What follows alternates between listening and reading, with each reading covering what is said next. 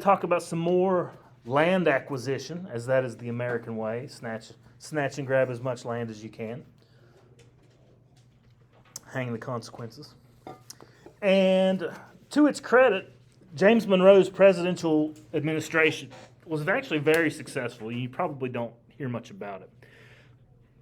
Most of it is due to some of the land acquisition that was made and negotiated, not only by James Monroe, but by his arguably the best Secretary of State in American history, John Quincy Adams. He was one of the best Secretaries of State we've ever had. What's the job of any Secretary of State? Foreign Affairs. And so land acquisition from foreign countries would be right in his wheelhouse, something that he would be responsible for. So the Treaty of 1818 is a treaty made between the United States and Great Britain. A treaty is just simply a contract or an agreement. And it's pretty underrated. You don't really hear much about it, but it's kind of a big deal. One of the first things it does is, Great Britain is still one of the few European powers that still has land claims in the New World. Where is one of the places close to America where the British have a significant land claim? Canada. And one of the things the Treaty of 1818 does is it allows America to share in the fishing area around Newfoundland.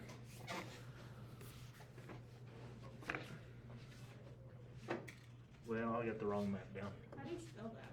Newfoundland, in one word. Oh. Newfoundland. Oh, I thought it was like Yeah, it's spelled exactly Newfoundland. Yeah, weird.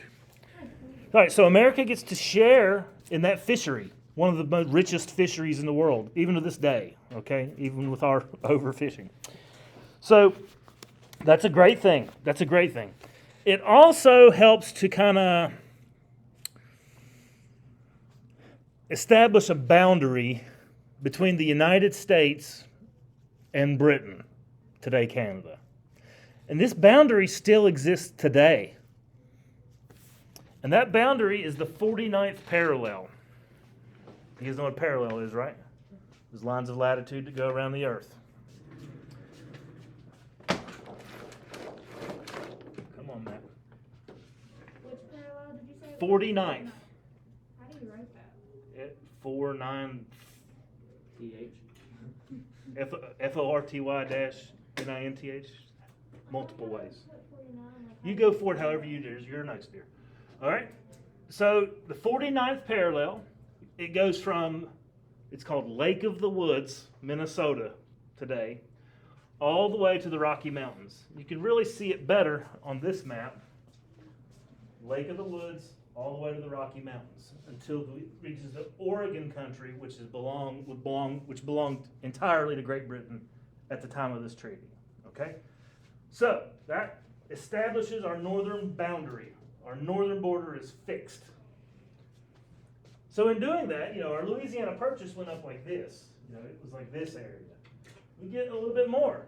Get like Montana. So it goes all the way to the Oregon country. And what the Treaty of 1818 also says is, Britain belongs this, but you know what, America? We'll kind of share it. We'll share it. Sharing land always works out well, right? No. But that's what this treaty does. So it sets the stage for some future excitement. Because ultimately, what are white Americans ultimately doing? Moving westward. Are we eventually going to make it there? Yes. And then once we get it there, who does America think it should belong to? Us. So it takes about 30 years, but we get there. We'll get there. We'll have actually about 24 years we'll get there. So, all right. So that's the Treaty of 1818. Now, in addition, in the same time period during the James Monroe administration, to the south lay a semi-tropical, beautiful land where it has given Americans lots of fun memes and interesting things to do, like Googling your birthday. And that land is what? Florida. Florida. Florida, however, does not belong to America. It does not belong to Great Britain. It was still a possession of what European power? Spain. And to the south, many Americans believed that by geography and by God's sheer will, that Florida should belong to the United States of America. So, people thought it was just destined to happen. Americans had already claimed western Florida over here with the Louisiana Purchase. And, Florida remained under Spanish rule. So there are a series of things that happen that lead to Spain relinquishing Florida to us. Is Spain the only territory, is Florida the only territory that Spain has left in the New World? No. Where is a majority of their territory located? Texas. Like the Southwest. Okay, good guess. Further south. Mexico. Keep on going. South America. Yeah, like Latin America, South America, Venezuela, Argentina. Basically all of South America with the exception of Brazil, which was Portuguese. Okay, that's where the majority of their territory was at. Okay, so in these places, there were some revolutions occurring in Argentina in 1816, Venezuela 1817, Chile in 1818. These territories were revolting against the Spanish government and trying to replace Spanish colonial rule with what? Democracy. They want to be a republic. They want to be like America. So Americans, what do we say about that? Yeah, we love that. Yay, democracy. What year did you say the Argentina was? 1816 Argentina, 1817 Venezuela, 1818 Chile. So Americans instinctively cheered the birth of these new republican countries. And now ultimately these democracies are disappointing as they don't last. Most democracies, honestly, guys, don't. They don't. If you look at history, the majority of democracies at their beginning, they don't last very long and they die very violent deaths. So we got that to look forward to in America. All right, if we're just looking at history. So, and these Latin American democracies are evidence of that. So, it doesn't matter, though, because Spain, are they just going to be like, oh, okay, you guys can have your own country. We don't really need your resources. We don't really need the money that we're getting from you guys. You guys can have your own country. That's cool. Is Spain going to be like that? No, Spain's going to try to do what? Stop. They're going to try to stop these revolutions from happening. How do you stop a revolution from happening? Kill them all. All right. No, let's not go with murder, but let's go with military presence. Just like the British did to us. They're going to send troops. Was Florida in the midst of a revolution? No. No. Were there Spanish troops in Florida? Yeah. Yeah. Is it easier to send troops from Florida to Latin America or from Spain to Latin America? Florida. Florida. And so Spain decides to send their troops from Florida to those Latin American countries where there was revolution.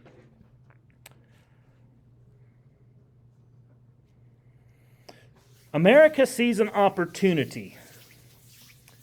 In particular, a man named Andrew Jackson. You ever heard of him? Hero of the Battle of New Orleans. He is sent to Florida on the orders of James Monroe. And his orders are to bring justice to the murderous savages, the Seminole Indians. So basically he's going to attack the Seminole Indians in Florida.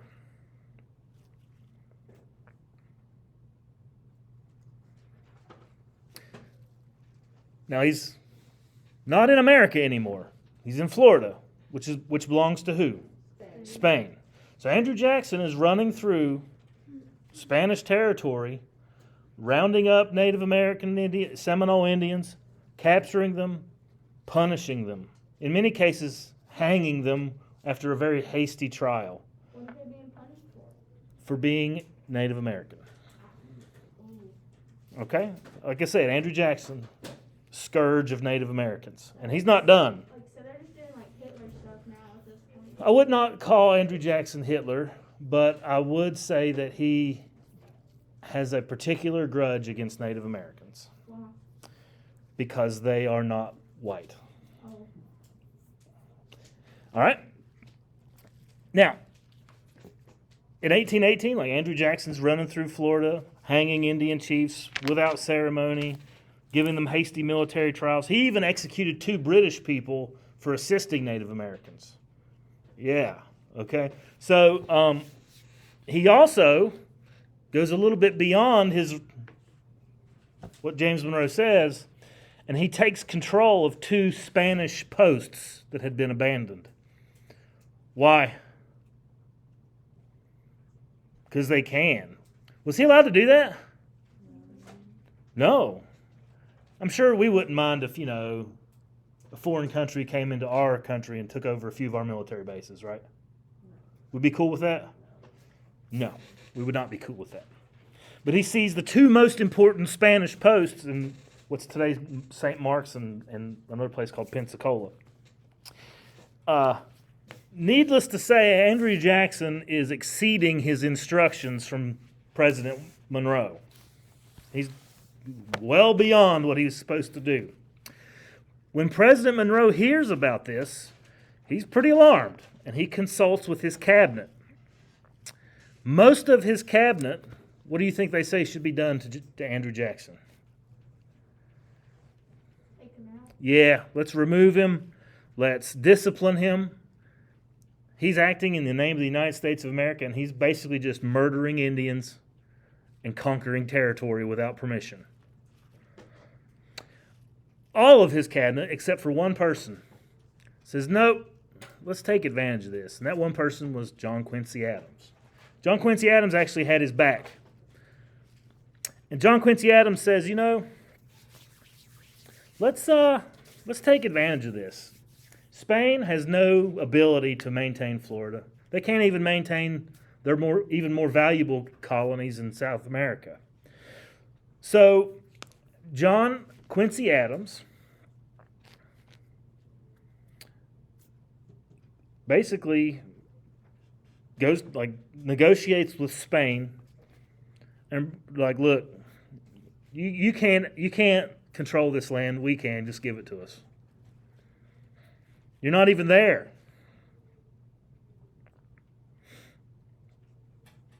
And so Spain cedes Florida to the United States. What's Spain going to do? Fight another war when they can't even stop the revolutions in their own colonies? No. What do we give them for it? We would abandon Texas. Fingers crossed. Yeah, we'll stay out of Texas. That lasts long, right? Yeah, about 20 years. Actually, it never lasts. We never leave. But we claim that we will abandon our claims in Texas. Okay? All right, so that's 2 important treaties. The Treaty of 1818 and then the Adams-Onis Treaty gets us Florida. All right? And then also as part of the Adams-Onis Treaty, you see this dark red line? That becomes the border between our southern border with Spain. All this belonged to Spain. And then ultimately, when this territory revolts against Spain, it becomes what? It becomes its own independent country. You guys don't know what this country... Mexico, okay? Mexico. And then we go to war with Mexico, and we take all of it. And that's in the 1840s. Okay? All right, so there he is, James Monroe. Pretty good president. Era of good feelings. even though it's a misnomer, his presidency does have some successes. All right, he's president for 8 years. He serves 2 terms. And one of the best things that his presidency is known for is for a foreign policy that he, along with John Quincy Adams, creates called the Monroe Doctrine. The Monroe Doctrine.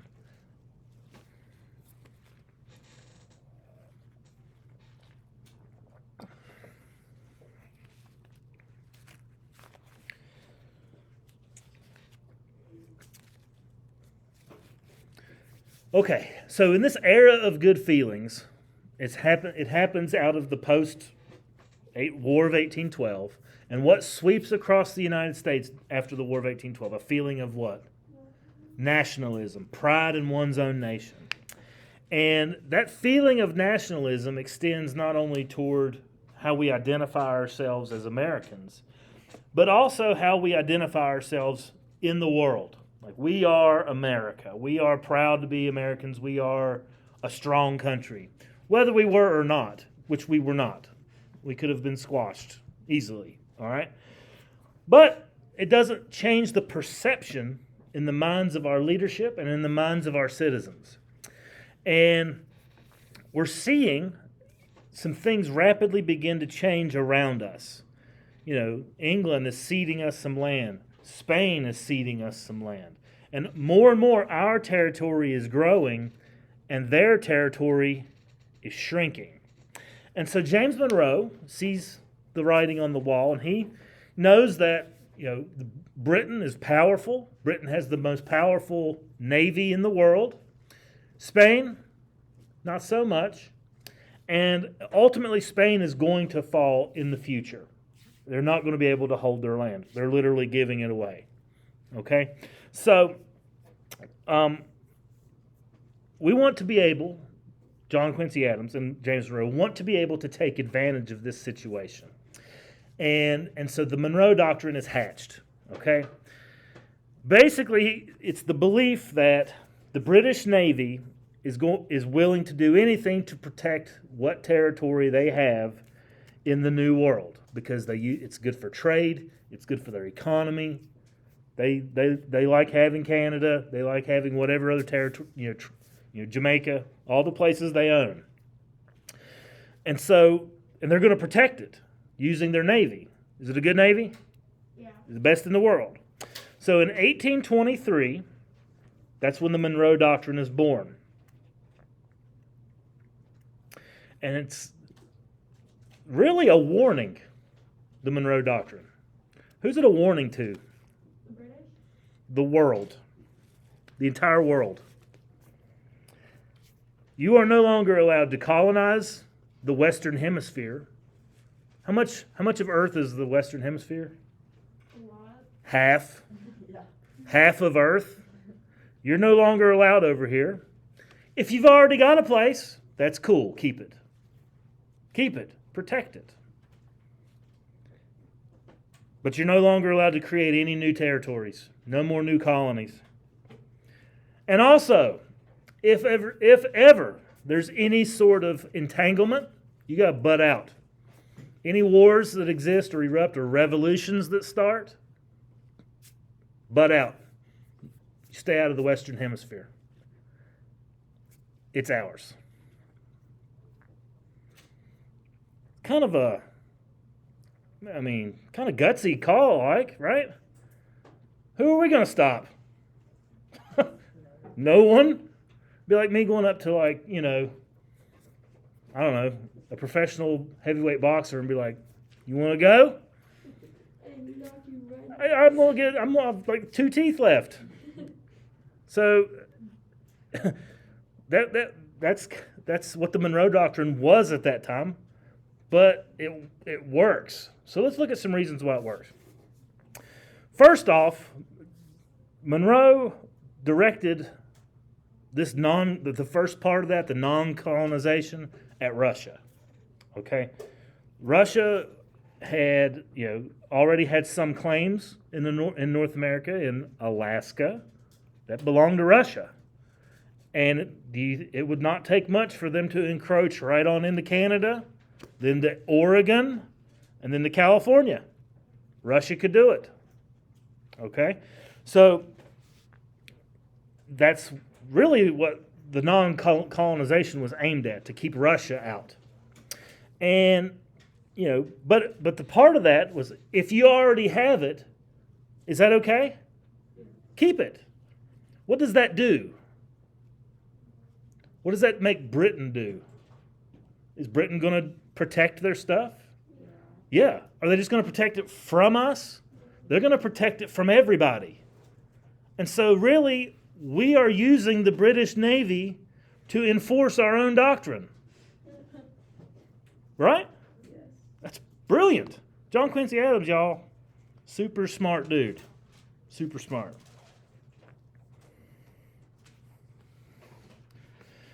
All right, so the non-colonization is the first part, aimed largely at Russia.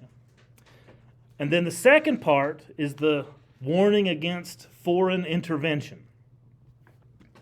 Clearly, this is at the regions to the south. There had already been revolutions in Chile and Argentina. All right, so fears here is that Spain is going to continue to try to keep the Spanish crown over all of those colonies. So what this part does is it tries to keep monarchies out of the Western Hemisphere. The ultimate goal being the entire Western Hemisphere become democracy. Democracy. All right? So for its part, the United States would not intervene in a war. And plus there was a war going on in Europe between the Greeks and the Turks. Greeks versus the Turks.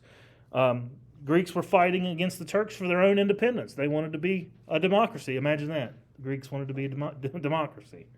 All right? And America said, we won't get involved in that. Hey, we want Greece to win. We want everybody to know that. But we're not getting involved. We're going to stay over here. You guys stay over there. In essence, trying to make America and the entire Western Hemisphere like a big island. You guys butt out. Leave us alone. Yeah, we'll trade with you. We want your money. But in terms of everything else, butt out. And so what this creates is an idea called isolationism.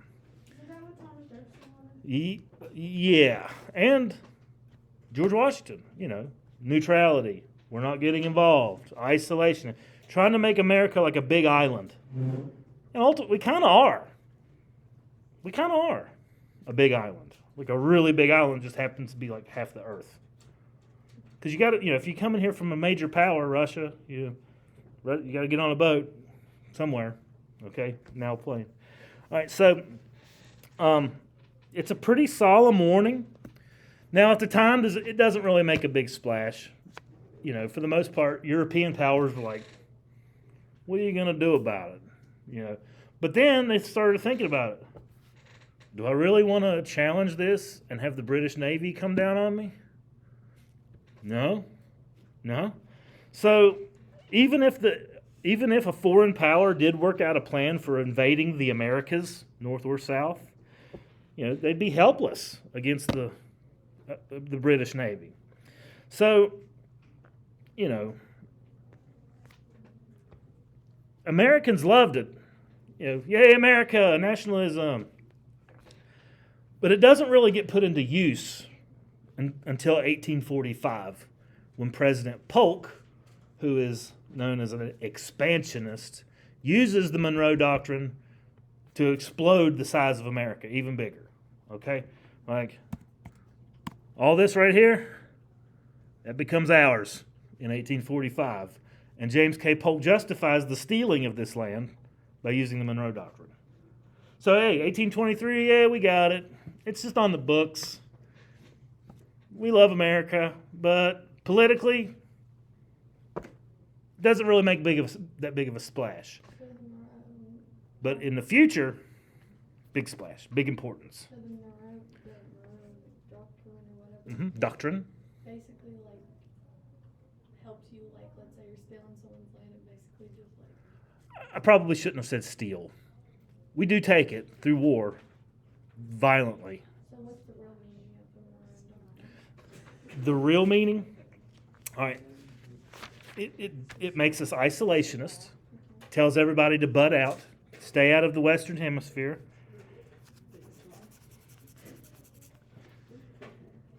And we use it in the future to justify American expansion. Good question.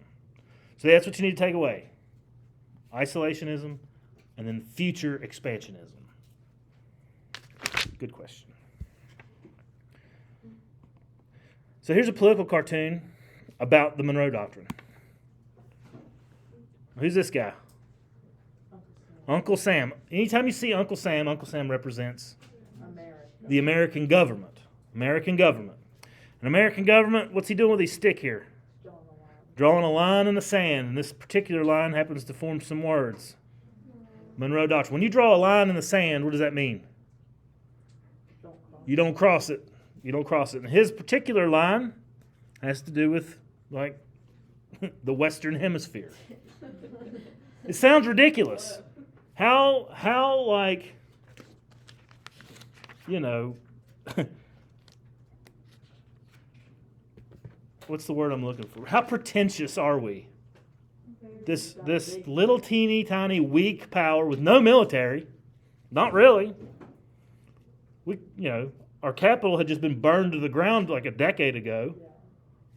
How pretentious are we to tell every other power on Earth, stay out of this half of planet Earth? This half is, we only want half of Earth. You guys can have the rest.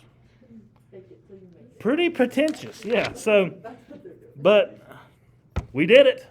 And they let it happen, okay? And it has implications up until the 20th century. Teddy Roosevelt uses the Monroe Doctrine. And we'll learn about that later on. Okay? So this guy on the right, that's Russia. Yeah, the Russians dress great, don't they? Because that's how they had mustaches back then. That was the style, man. He'd be looking good. What are you talking about? I'm thinking about doing mine like that. Probably not up above his eyes. But, yeah. England. Okay. All right, so you guys think the election of 2020 was crazy? This one was way crazier, y'all.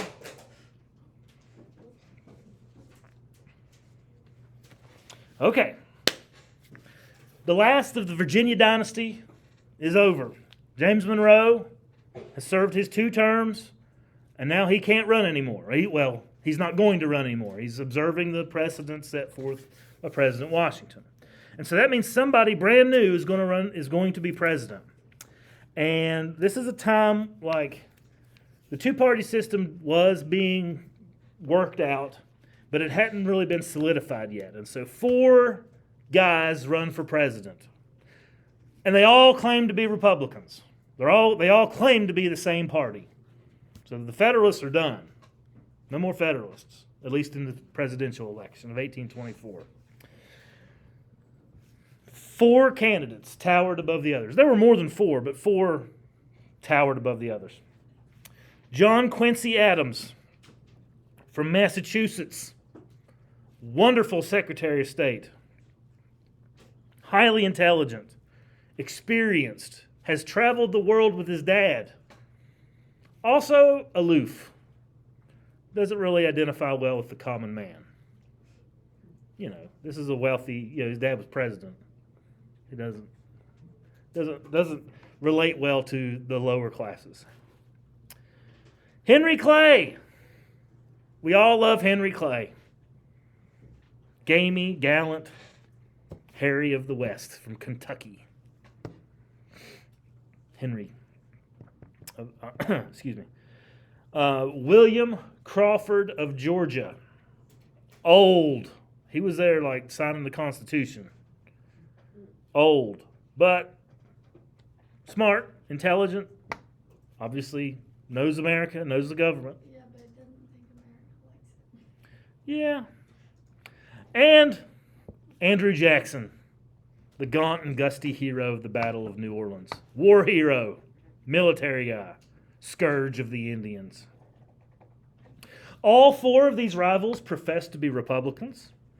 Well-organized parties had not yet emerged. In fact, it was so fuzzy that John C. Calhoun was on the ticket as the vice president for 2 of these guys. All right, that's how unclear it was.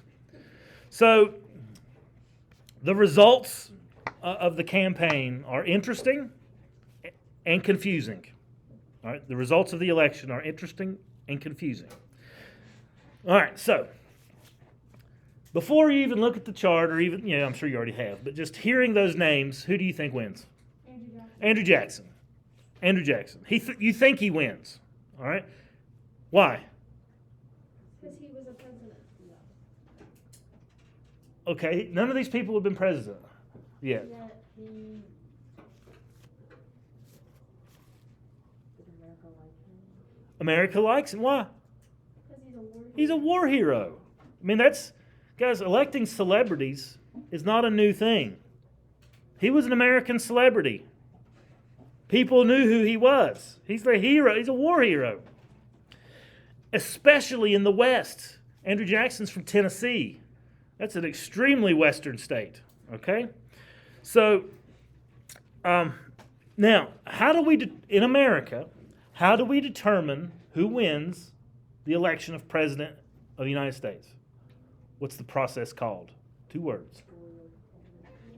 The Electoral College. Okay? Now, the way the Electoral College works is each state has a certain number of electors based upon that state's population and how many senators they have. Well, every senator has 2. And then depending upon the population of the state, depends on how many members in the House of Representatives they are. For example, how many House of Representatives members does the state of West Virginia have right now? 3. Okay, and we have 2 senators. So our Electoral College number is 5. All right? So if you win the popular vote in the state of West Virginia, how many Electoral College votes do you get? 5. So all you got to do is win by 1 vote amongst all the people of West Virginia, and you get all 5 Electoral College votes. You don't get 51% of them. It's winner take all. You get all 5. California has 55 right now. Okay? So just to give you an idea. All right? Now, if you win California, you get all 55. So that can cause some problems, and the election of 1824 happens to be one of the places where a problem occurs. Because you have to win a majority of the Electoral College. So let's look at these pie charts here. You can see that Andrew Jackson is represented by green, and he gets 38% of the Electoral College vote. Is that a majority? What's a majority? 50% plus 1. So does he win? No, he doesn't win, because according to the Electoral College, you have to have a majority, 50% plus 1.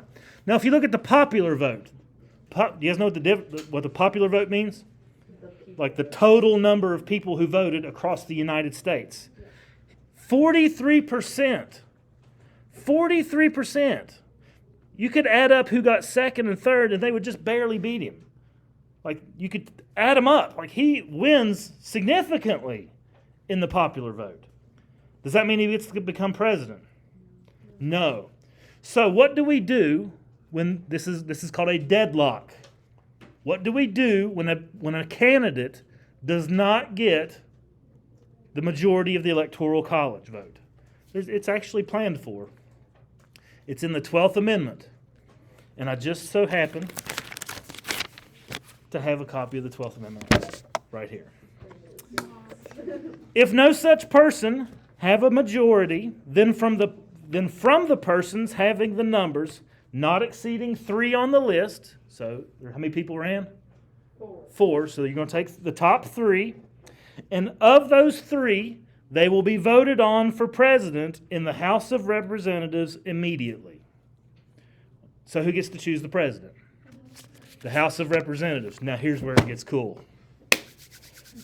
All right. Who finished first in the popular vote? Or in the Electoral College vote, I should say. Andrew Jackson. So he's in. Who finished second? John Quincy Adams. Who finished third? William Crawford. So who gets to go have their names voted on? Those 3 guys. Who loses?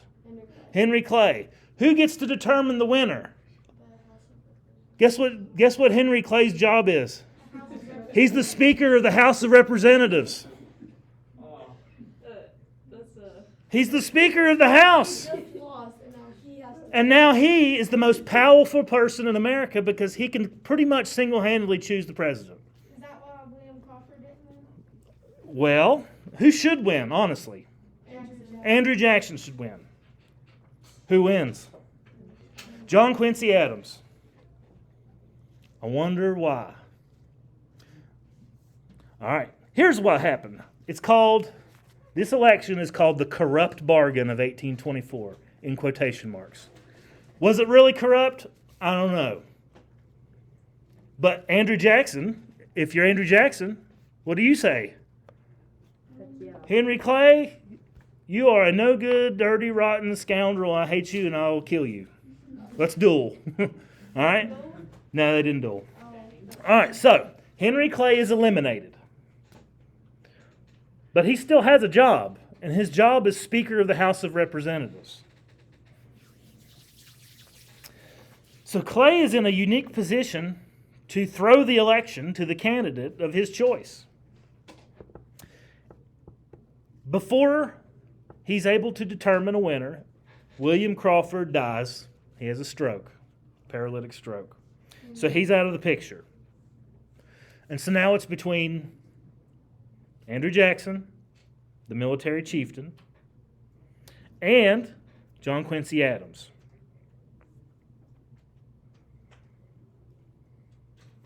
So where William Crawford died, does Henry Clay bump up, or is it just No, Andrew Jackson and John? it's just between those two now. Okay? So, the House of Representatives, before that, Henry Clay has a private meeting with John Quincy Adams.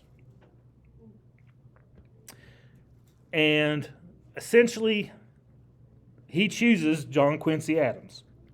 One man chooses the president. Henry Clay chooses John Quincy Adams. I wonder how come he chose him. Which one of these guys, John Quincy Adams or Andrew Jackson, is going to be more amenable, more able to be convinced of something?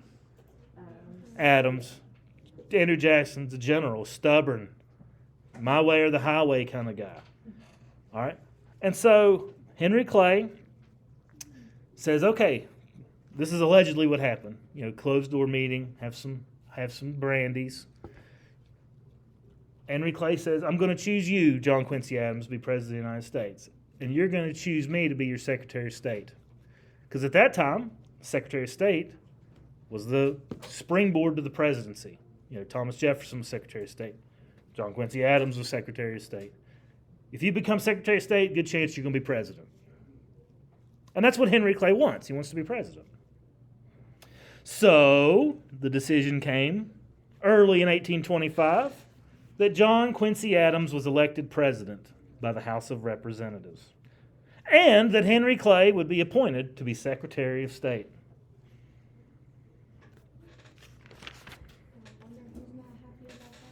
I wonder who's not happy about that one. Andrew Jackson, who goes immediately on a 4-year campaign across the United States talking pure trash about both of those men to anybody that'll listen. On his own dime. Andrew Jackson tours the United States for 4 years. Anything that John Quincy Adams tries to do or propose, even if it was good for the country, Andrew Jackson would just smear it. Isn't he president eventually? Huh? Isn't Andrew Jackson president eventually? Eventually. Does he erase everything he did? Well, John Quincy Adams was not able to get much done. And we'll talk about how Andrew Jackson does that next time. Don't you love that election?